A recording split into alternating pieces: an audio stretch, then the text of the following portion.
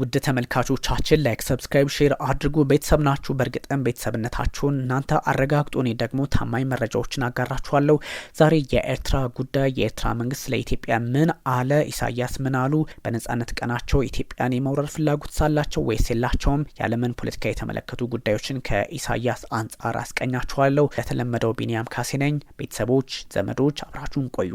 የኤርትራው ፕሬዝዳንት ኢሳያስ አፈወርቂ በአፍሪካ ቀንድ ፖለቲካ ረጅም ጊዜ ልምድ ያላቸው ጥምረቶችን አፍራርሰው ወደ ራሳቸው ጎራ በማምጣት የሚታወቁ ጉምቱ ፖለቲከኛነታቸውን መካድ ያን ያህል አግባብነት ያለው መሞገቻ ላይሆን ይችላል። 7 የአሜሪካ ፕሬዝዳንቶችን በአንድ አስመራ መንበር ላይ ሆነው የተመለከቱ ናቸው። ለዚህም ነው በርካታ ልምዶችን በበጎም በመጥፎም አግኝተዋል የሚባልላቸው። ያው እሳቸው ወዴትኛው ያመዝናል የሚያውቀው ራሱ የኤርትራ ህዝብ ሆነም ከጆርጅ ኸርበርት ዎከር ቡሽ እስከ ቢል ክሊንተን ከጆርጅ ቡሽ ትንሹ እስከ ባራክ ኦባማ ከኦባማ እስከ ትራምፕ ከባይደን ድጋሜ እስከ ዶናልድ ትራምፕ ላለፉት 3 አስርት ዓመታት 7 ፕሬዝዳንቶችን አሊያም 7 የፕሬዝዳንት ዘመንን የተመለከቱ ናቸው። ኢትዮጵያ እንኳን እንደ አቅሟ ከታምራት ላይኔ እስከ መለስ ዜናዊ ከኃይለማርያም ደሳለኝ እስከ አብይ አህመድ የተመለከተችበትን አጋጣሚ ዓለም ፈጥራለች። ያም ሆኖ ግን አንድ ኢሳያስ በአንድ አስመራ መንበር ላይ ሆነው ቆይተዋል። ይህ ደግሞ ትልቁን ልምድ እንዲያገኙ ላያደርጋቸው አይችልም። በኢራን ፖለቲካ እንኳን ፕሬዝዳንት ሆነው ሁለቱንም አያቶላዎች መመልከት የቻሉ ናቸው። ለዚህም ነው በዓለም አቀፍ ጉዳዮች ላይ ሲተነትኑ አሊያም ሲያወሩ የራሳቸውን ጓዳ ትተው ወደ ሌሎች እያማተሩም ቢሆን ሀሳባቸው ጠንከር ያለ የሚጠበቅ የሚሆነው። አንድ ምስራቅ ሌላ ጊዜ ምዕራብ በመሆንም በዓለም አቀፍ መድረክ ላይ ተሳታፊ የሆኑ ናቸው። በአሁኑ ሰዓት ከቻይናው ሺ ጂንፒንግ እና ከሩሲያው ፕሬዝዳንት ቭላድሚር ፑቲን ጋር አብረው የሚሰሩበት አጋጣሚም ይህኑ የሚያስመለክት ነው። ከሳውዲም ከአረብ ኤሚሬቶችም ከካታር ጋርም ወዳጅ የነበሩት ኢሳያስ አሁን ደግሞ እስከ መቃቃር ደርሰዋል። በእርግጥ ተመልሰው ወዳጅ የመሆናቸው ነገር ሳይታለም የተፈታ ነው። የእሳቸው አካሄድ ሄድ መለስ ነው። በጣም በሚገርም ሁኔታ ግን ሁኔታዎችን ሲተነትኑ የቤታቸውን ጉዳይ ረስተውም ሆኑ በርካቶች በትችት መልክ የሚመለከቷቸው ያደርጋቸዋል። ይህ ማለት ግን አንድም ተተኪ የሌላቸው ለይስሙላ እንኳን እንደየትኛውም የአፍሪካ ሀገር ምርጫ አድርገው የማያውቁ መሆናቸው ዓለም መዘንጋት እንደሌለባት ይነገራል። ህዝባቸውም ለስደት በአውሮፓ አልተበተነም ማለትም አይደለም። አንድ ባንክ፣ አንድ ፓርቲ፣ አንድ ቴሌቪዥን፣ አንድ ሬዲዮ በርካታ አንድ ነገሮች ብቻ ባሉባት አስመራ ሁኔታዎችን አስቸጋሪ አላደረጉም ማለትም አይደለም። በእርግጥ ህዝቡ የራሱን ፖለቲካዊ አረዳድ እንደሚወስድ ቢታወቅም ህዝቡም አልተሰደደም ማለትም አይደለም። ከጎረቤቶቻቸው ሁሉ ጋር ጦርነት ውስጥ ገብተዋል። ይህን ከማድረጋቸውን ባሻገር መርሳት የሌለባቸው ጉዳይ ዓለም ፖለቲካ ላይ የራሳቸው አሻራ አለ ማለት እንዳልሆነ ግን ግምት ውስጥ መግባት አለበት ወይም መረሳት የሌለበት ነው ይባላል። እሳቸው ለረጅም ጊዜ በፕሬዝዳንትነት ዘመናቸው ቢቆዩም አንዳች እዚህ ግባ የሚባል በዓለም አቀፍ መድረክ ያዋጡት ነገር እንደሌለ ግልጽ ያደርጋል። ከኢትዮጵያ ጋር ጦርነት የገቡ፣ ከሱዳን ጋር ጦርነት እንዲሁ ያደረጉ፣ ከየመንና ከጅቡቲም ጋር እንዲሁ የተፋለሙ ናቸው። ለዚህም ነው አስቸጋሪውን ጊዜ በሳቸው በራሳቸው መንገድ ተወጥተውታል ለማለት አዳጋች ቢሆንም ከሁሉም ጎረቤቶቻቸው ጋር የተናከሱ ናቸው የሚባለው። ከዚህ አንጻር ደግሞ ዛሬ የሚሰጡት አስተያየት ከአንዳንድ የዓለማችን ፖለቲከኞች እዚህ ግባ የሚባል ሀሳብ ከማያወጡት ውስጥ ሊመደቡ ይችላሉ። ሁቲዎችንና አልሸባብን ደግፈው ዓለምን ለማዋጋትም የሞከሩ ነበሩ። ከዛም ተገልብጠው ሁቲን ከአረብ ኤሚሬቶች ጋር ሆነው ለመውጋት ሞክረው ሁቲዎችን እናንኮታኩታለን ብለው ነበር። አቋማቸው እዚህም እዛም ነው። የተለያዩ ተቃዋሚ ኃይላትን ከጎረቤት ሀገራት በመሰብሰብ ጫና ሊፈጥሩ የሚሞክሩ ናቸው። ያም ሆኖ ግን ጀብሃን በካይሮ በትነው በሱዳን በኩል አድርገው አስመራና በተለያዩ በከሰላ አካባቢዎች ገብተው ሀገሪቱን እስካሁን መምራት የቻሉ በመሆናቸው ምርጡ የፖለቲካ ሴረኛ መሆናቸው ግን ግልጽ ነው። ኡስማን ሳሌህን የዛ ጊዜ ከጀብሃ ይዘው መውጣታቸው ጠቅሟቸዋል። አብረዋቸው ከነበሩ ታጋዮች ሁሉ አሁን የጀብሃ ኡስማን ሳሌህ ብቻ ከሳቸው ጋር እንዳሉ ይነገራል። ከዛ ውጭ ያሉት አንዳንዶቹን በጦር ሜዳ ሌሎቹን ደግሞ በራሳቸው የፖለቲካ ሴራ በእድሜም በተለያየ መንገድ እንዲሁ አጥፍተዋቸዋል። እያፈረሱ ራሳቸውን መሆን የሚፈልጉት ኢሳያስ አፈወርቂ ያው እንደየሚናቸው ያው እድሜያቸው ቢገፋም ተንኮላቸው ግን ለድሃዋ ኤርትራ ከሀገር ጎዳና እስክትወጣ ድረስ እየመሯት ይገኛል። ምክትል ፕሬዝዳንት እንኳን የላቸውም። በነጠላ ጫማ በአስመራ ጎዳና ላይ ይንቀሳቀሳሉ በነጻነት ቢባልላቸውም እሳቸው ነጻ ለመምሰል ቢሞክሩም ህዝባቸውን ግን ነጻ አደረጉ ማለት እንደማይቻል ግልጽ ነው። ዓለምም ፖለቲካዊ አረዳዷ በዚህ የተሰፈረ ነው። ጣሊያን በተከለው ዘንባባ አስመራን አስቧት ካልሆነ በስተቀር እሳቸው እንኳን አንዳች ነገር የጨመሩት ነገር የላቸውም ይባላል። ኢሳያስ አፈወርቂ በራሳቸው መንገድ ሁሉን ነገር ለመቃኘት ቢሞክሩም ከኃይለ ሥላሴ በኋላ አካባቢው ላይ ያለው ልማት እንኳን ባለበት ቆሟል፣ ፈርሷልም እስከ መባል ደርሷል። አዛውንቱ የ79 ዓመቱ ኢሳያስ አፈወርቂ በ34ኛው የኤርትራ ነጻነት በዓል ኢንዲፔንደንስ ዴይ ላይ ባደረጉት ንግግር ደግሞ በኢትዮጵያ መንግስት ላይ ብርቱ ትችት ከመሰንዘር የተሻገረ ስድብ አዘል መልእክት ልከዋል። ያው ሚዲያ ባለመኖሩ እንጂ እንደ ፕሬዚዳንት ጆ ባይደን በየአዳራሹ እንቅልፋቸውን የሚለጥጡ ፕሬዚዳንት መሆናቸው ሳይታለም የተፈታ ነው። ምክንያቱም 79 ዓመታቸው በመሆኑ ፕሬዚዳንት ኢሳያስ በርካታ ኤርትራውያን በተሰባሰቡበት ስቴዲየማቸው በሀገሪቱ ብሔራዊ ቴሌቪዥን ማለትም በኤርትራ ቲቪ መረጃዎችን አጋርተዋል። በንግግራቸው ደግሞ የውጭ ኃይሎች በብልጽግና ተልኳቸው ወይም ደግሞ ወኪላቸው ሳቢያ የኢትዮጵያ ሕዝብ ላይ ላለፉት 5 ዓመታት ያወጁ ጦርነት ምን ያህል ተስፋ እንደቆረጡ ይጠቁማል በሚል ሀሳባቸውን ለማጋራት ሞክረዋል። ከዛ በፊት የነበሩት ደግሞ ድጋሜ ወዳጃቸው አድርገው ለመሳል ሞከሩ እንዴ? አይ የኢሳያስ ነገር የሚያስብል የፖለቲካ አረዳድ ነው። ፕሬዝዳንቱ በዚህ ንግግራቸው የውጭ ኃይሎች ያሏቸውን እነማን እንደሆነ በግልጽ ያስቀመጡት ነገር አለመኖሩ ደግሞ አነጋጋሪ ጉዳይ ሆኗል። ፕሬዝዳንቱ በተለያዩ ሀሳቦች ላይ አወዛጋቢ ሀሳቦችን ከመስጠት ተሻግረው የአፍሪካ ቀንድን እስከ መካከለኛው ምስራቅ እንዲሁም ቀይ ባህር ድረስ እንዲሁም ግልጽ መረጃዎችን በመስጠት ይታወቃሉ። መሬት ላይ ካለው ሀቅ ያፈነገጠ ቢሆንም ጉዳዩን ግን አይረዱትም ማለት አይደለም። የሀገራቸውን ጉዳይ ሳይፈቱ ዓለም አቀፍና አፍሪካ ቀንድን ፖለቲካ ይተነትኑታል። ጎረቤቶቻቸውን ደጋግመው በመወንጀልም የሚታወቁበት ስማቸው ሆኗል። ኤርትራ ከ2 ዓመት በፊት ሄደው የትግራይ ጦርነት ውስጥ የነበራት ሚና መንግስትን በግልጽ ባያስቀምጠውም ኤርትራም በራሷ ባትገልጸውም የሚታወስ ነው። ታዲያ ሰራዊታቸው ከኢትዮጵያ መንግስት ኃይሎች ጋር መሰለፋቸው እንዲሁ በግልጽ ማንም ሊረዳው የሚችል ነው። በትግራይ የነበረው ግፍና ሰቆቃ ይህኑ የሚያሳይ በመሆኑ ጦርነቱ ሲያበቃ ደግሞ እሳቸው አልተዋጠላቸውም። ወዲ አፎም የሚሏቸው ኢሳያስ በራሳቸው መንገድ ከአዲስ አበባ ፖለቲካ ጋር ተጣልተዋል። የተጣሉበት መንገድ ደግሞ ለምን ታረቃችሁ ኢትዮጵያ ለምን ሰላም ሆነች ይሆናል የሚል የብልጽግና ሰዎች ሀሳባቸውን ደጋግመው ያነሱባቸዋል። በእርግጥ የራሳቸው መንገድ በተለያየ ፖለቲካዊ አካሄድም ሆነ አቋም አብሮ የሚቃኝ ቢሆንም ሁኔታው ግን አሳሳቢ ሊሆን ይችላል። ሊያቀርቧቸው የሚፈልጉ ምክንያቶችና መክንዮች እጅግ ብዙ ከመሆናቸውም በላይ እሳቸው ማን ናቸው የሚል ጥያቄ ሊነሳባቸው የሚገባ ነው። ውሃን ደጋግመው ያነሳሉ። አባይና ቀይ ባህር፣ የባህር በር የማግኘት ጉዳይ፣ የኦሮሞ ህዝብን የማይወክል ኦሮሞ ማስተሳሰብ በሚል የኩሽና የሴም ግጭት እንዲሁም ፋርዝ መሬትና ለዚህ አጀንዳ መጠቀም እንዲሁም ጦርነት በሰፊው መቀስቀስ ነው በማለት በመክሰስ ይታወቃሉ። ቀጠናውን ሲያምሱት በንግግራቸው አምሽተዋል። ኢትዮጵያ ውስጥ ያለውን የፋኖና የኦሮሞ ነጻነት ኃይሎችን የጦርነት ምክንያት መደገፋቸውን የሚጠቁም ከመሆኑም በላይ የራሷ አሮባት እንዲሉ ሁኔታውን እያወሳሰቡት ነው። በእርግጥ ኢትዮጵያ ውስጥ ያሉት ኃይሎች በራሳቸው ምክንያትና አመክንዮ ጦርነት ሊከፍቱ እንደሚችሉ ቢገመትና ቢታወቅም የእሳቸው ጣልቃ ገብነት ግን ያን ያህል ውሃ የማያነሳ ነው። ራሳቸውን መጀመሪያ በመሩ የሚል ጥያቄ ሊነሳ ይገባል። ምንም ይሁን ምን ፋኖና የኦሮሞ ነጻነት ኃይሎች የከፈቱ ጦርነት በራሳቸው መንግስት ላይ እንጂ በኤርትራ መንግስት እስካልሆነ ድረስ በጉዳዩ ላይ አስተያየት ባይሰጡ ዓለም አቀፍ የፖለቲካ አስተሳሰብ ወይንም ደግሞ አካሄዱ ነው። ታዲያ ኢሳያስ ይህን ይላሉ። ይህን ለማሳካት ፕሬዚዳንት ኢሳያስ የውጭ ኃይሎች ባሏቸው እገዛ ኢትዮጵያ መንግስት መሳሪያ ግዥና ወታደራዊ ዝግጅት ላይ እንደሆነ ይናገራሉ። ያው አረብ ኤሚሬቶችና ቱርክን ለማለት ፈልገው እንደሆነ ይታወቃል። እሳቸውም ግን ከነዚህ ሀገራት ጋር ወዳጅ እንደነበሩ ግልጽ ነው። አሁንም ያን ያህል ተጣልተዋል ለማለት አዳጋች ቢሆንም ምናልባት አብይ አህመድ ወደ ፈረንሳይ ሄደው ከኢማኑኤል ማክሮን ጋር ያደረጉትን ውይይት ሊሆን እንደሚችል ግልጽ አድርገዋል። ታዲያ የተጸጽተናል ፎርም ሪግሬት ፎርም የሚሞላው ዲያስፖራውን ቤተሰቡ በአስመራ ስቴዲየም ተሰብስቦ ለኢሱ ሲያጨበጭብ ማየት ለምን አጨበጨብክ ማለት አይችልም። እንዲያውም ግብር ይከፍላል።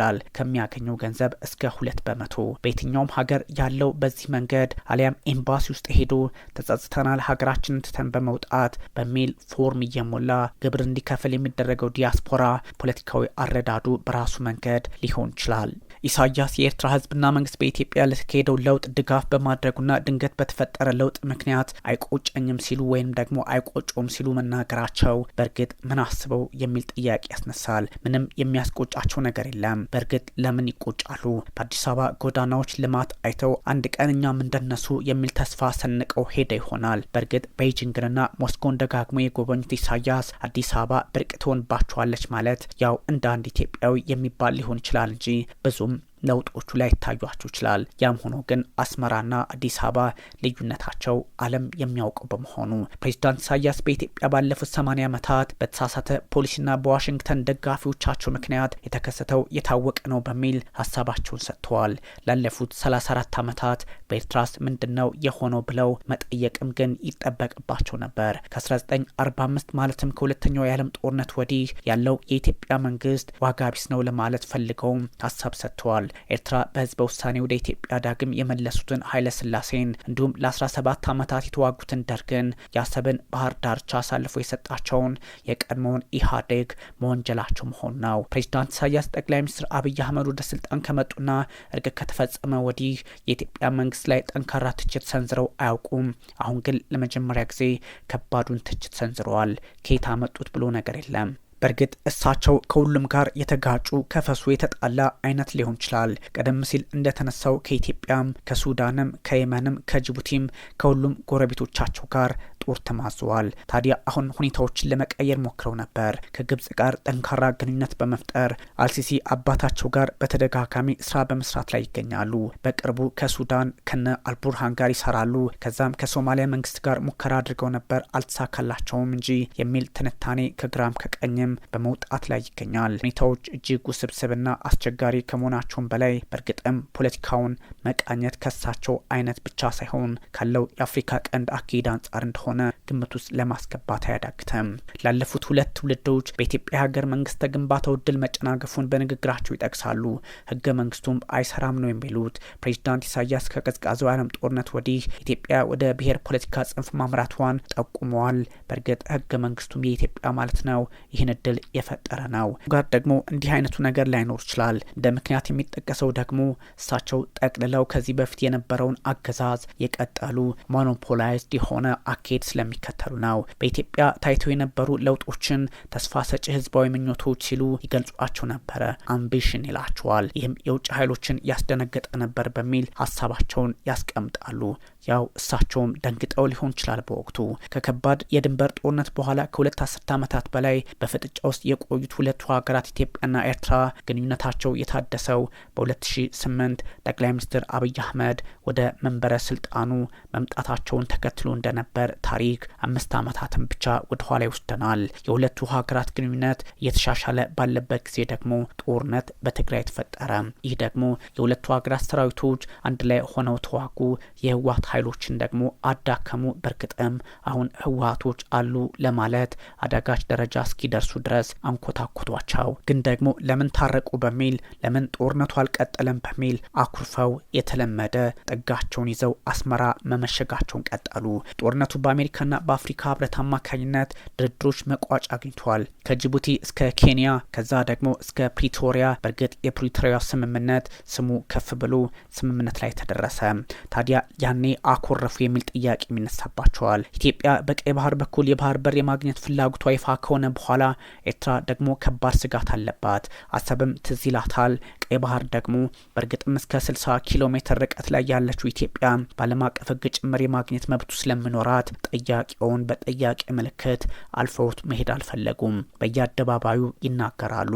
ከግብጽም ጋር አብረው ይሰራሉ። ከተለያዩ ሀገራት ጋርም ተፈራርመዋል። ኢትዮጵያ በቀይ ባህር ዝር ማለት የሌለባት የ130 ሚሊዮን ህዝብ ባለቤት ሀገር በሚል የሙጥኝ አሊያም እንደሞገዱባት ይገኛል። ይህ ደግሞ ከግብጽ መንግስት ጋር እንድትሰራ እድሉን ፈጥሮላታል። በተጨማሪም በይፋ ባይናገሩትም ኤርትራ በኢትዮጵያ ውስጥ ያሉ ታጣቂ ኃይሎችን በመደገፍ ትከሰሳለች። ታዲያ ኤርትራም ደግሞ ተቃዋሚዎች በአዲስ አበባ ጽህፈት ቤት እስከ መክፈት ደርሰዋል በሚል እንዲሁ ክሱን እያቀረበ ይገኛል። የኤርትራና የኢትዮጵያ መካሰስ ሁለቱም በራሳቸው መንገድ በራሳቸው አካሄድ የተለያዩ ኃይሎችን በማሰለፍ የእጅ አዙር ወይንም ፕሮክሲ ዋር ላይ እንደሆኑ ግን ለመገመት አያዳግትም። ከጠቅላይ ሚኒስትር አብይ አህመድ ጋር በፍቅር ከንፎ የነበሩት ኢሳያስ ዛሬ ለምን ተጣሉ? ያው የትግራይ ጦርነት፣ ያው ቀይ ባህር፣ አሰብና መሰል ጉዳዮች እንደሆኑ ግልጽ ነው። በተለይም አይደለም በዓለም ፖለቲካ ላይ በአፍሪካ ቀንድ ፖለቲካ ላይ ኢትዮጵያ ብቅ ብቅ ስትል የማይመቻቸው ኢሳያስ አፈወርቂ አሁን ባለው ሁኔታ ኢትዮጵያ ተስፋ ሰጭ መንገድ ላይ ናት ማለት አዳጋች ቢሆንም ግን ስጋቱ አለባቸው። ደግሞ ይህ በግልጽም ለኢሳያስ መልእክት የሚሰጥ ሆኗል። ለሚቀጥሉት ዓመታት ማለትም በ2050 እንኳን በተለያዩ ኤስቲሜሽኖች ወይም ግምቶች አማካኝነት ኢትዮጵያ ከ200 ሚሊዮን በላይ ህዝብ ይኖራታል። ላለፉት 34 ዓመታት በስልጣን ላይ የቆዩት ፕሬዝዳንት ኢሳያስ አፈወርቂ በብሔር ተኮር ፌዴራሊዝም የተከሰቱትን በርካታ ተደጋጋሚ አደጋዎች ተከትሎ ከ7 ዓመታት በፊት የታቀደው ለውጥ በኢትዮጵያ ብቻ ሳይሆን በኤርትራና በሌሎች አጎራባች ሀገራትም የፈጠረው የደስታ ስሜት ብሩህ መልካም ነበር በሚል በእውነትም ደስተኛ ነበርን በሚል ሀሳባቸውን አጋርተዋል። እውነት ተደስተው ነበር ወይ ኢሳያስ አፈወርቂና ጠቅላይ ሚኒስትር አብይ አህመድ ከመገናኘታቸው በፊት የሚለው ግን ምላሹ ራሳቸው ናቸው የሚያውቁት። ፕሬዝዳንቱ ነገር ግን ተስፋ ሰጪ ቢሆኑ ድሎች የተናደዱ የውጭ ኃይሎች ስራ አልፈቱም በሚል ሀሳባቸውን ያስቀምጣሉ። እነማን ናቸው እነዚህ የውጭ ኃይሎች? ግብጽና እሳቸውን ብቻ ሊሆን እንደሚችል ደግሞ ግምት ውስጥ ማስገባት ያስገድዳል። ባለፉት ጥቂት ዓመታት በኢትዮጵያ ህዝብ ላይ ያወጀችው ጦርነቶች በብልጽግና አዲሱ ተተኪያቸው ተስፋ መቁረጣቸውን የሚያሳይ ነው ብለዋል። የዚህ መሸፈኛው ብዙ ነው ያሉት ፕሬዝዳንት ኢሳያስ አፈወርቂ አጀንዳዎቻቸውና አስቀድመው ያቀዱትን የታወቀ መሆኑን በደፈናው ይናገራሉ በሚል ቢቢሲ ዘግቦታል። የውሃን ጉዳይ የሚያነሱት የባህርና የቀይ ባህር እንዲሁም የተለያዩ ሀሳቦችን ማንሳታቸው ይህን አይነት የፖለቲካ ውዝግብ ለማምጣት ፈልገው እንደሆነ ለመገመት አያዳግዝም። እነዚህ የታቀዱ ጦርነቶች ለማስጀመር የጦር መሳሪያዎችና ቴክኖሎጂዎችን ለማግኘት የሚደረገው የግዢ ጥርፊያ ወይንም መሯሯጥ፣ አስቸጋሪ ፉከራዎችና ወታደራዊ ዝግጅቶች ሁሉ ያወቅ ነው በሚል ኢሳያስ አፈወርቂ ሀሳባቸውን አጋርተዋል። ህዝባቸውንም በስቴዲየም ሙሉ አድርገው አስጨብጭበዋል። የ79 ዓመቱ አዛውንት ፖለቲካቸውን እንዴት አድርገው ወደፊት ሊያራምዱት ነው ከተባለ ምናልባት ግፋቢል የአፍሪካ ቀንድ የእድሜ ጉዳይ ነውና 5 ዓመታት ቢቆዩ ነው ለማለት ያስደፍራል። ፕሬዝዳንት ኢሳያስ በዚሁ ንግግራቸው ላይ በኤርትራ ህዝብና መንግስት ላይ የተፈጸመ የማፍረስ ሴራ የታወቀ መሆኑን ተገንዝበነዋል። እናም ሁኔታዎችን በዚህ መንገድ እንቃኛቸው የሚል የፖለቲካ አስተሳሰብ ላይ ናቸው። ታይቶ የነበረው ተስፋ ሰጭ ድል መክሸፉን ዓለም ተወቅ ብለዋል። እሳቸው ስለ ዓለም ያወራሉ። አስመራ ግን ምን ላይ ነች?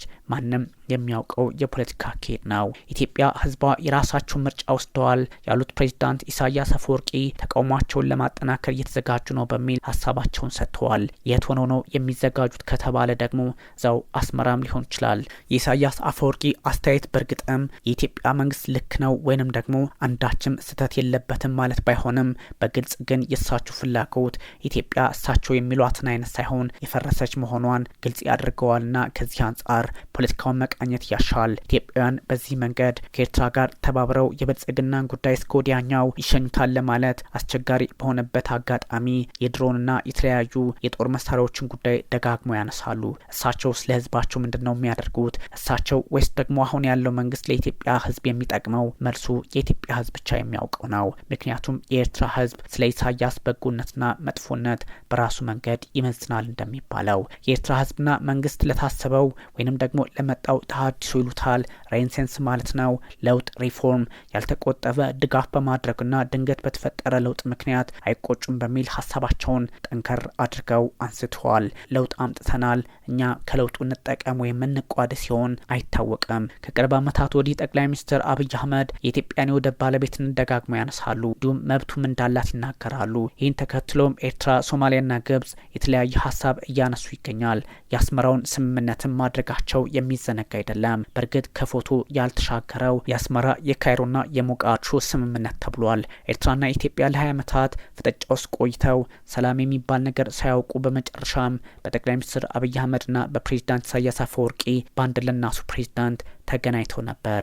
ፕሬዝዳንት ኢሳያስ አፈወርቂ በነጻነት ባህላቸው ላይ ነጻነታችንን ማጠናከር አስፈላጊ ነው ብለዋል። ይህን ይበሉ እንጂ ነገ ከነገ ወዲያ እሳቸውንስ ማን ነው የሚተካቸው? ምላሹ ማንም፣ ምናልባትም የመጀመሪያ ልጃቸው ሊሆን ይችላል። በርካቶች ያስቀመጡት ያለው ሀሳብ ነው። ጠንካራ የመንግስት ቁጥጥር በሚደረግባት ኤርትራ ከፍተኛ የመብት ጥሰትና ጭቆና በግልጽ የሚታይ ነው። የዓለም አቀፉ የወንጀለኞች ፍርድ ቤት ቢጠይቅ ኖሮ ልክ እንደነ ጠቅላይ ሚኒስትር ቤንያሚን ኔታንያሁና ሌሎች መሪዎች እሳቸውን በተጠየቁ የሚል ሀሳብም አለ። እርግጥ ይህ ጉዳይ የኤርትራውያን ስለሆነ ኤርትራውያን የራሳቸውን መፍትሄ በራሳቸው መንገድ የሚያመጡት ይሆናል። ከኢትዮጵያ ነጻ ከወጣች በኋላ አንድ ጊዜ ምርጫ አድርጋ የማታውቀው ኤርትራ ህገ መንግስትና ሀገራዊ የህዝብ እንደራሴዎች ምክር ቤትን ደግሞ የማታውቅ በመሆኑ እንዲሁ በሞራል አሊያም ደግሞ በደፈናው የምትመራ ሀገር ለማለት የሚያስደፍር ነው። ስልጡኑ ቀደም ሲል በኃይለ ሥላሴ ዘመን የአስመራ ህዝብ ይባል ነበር።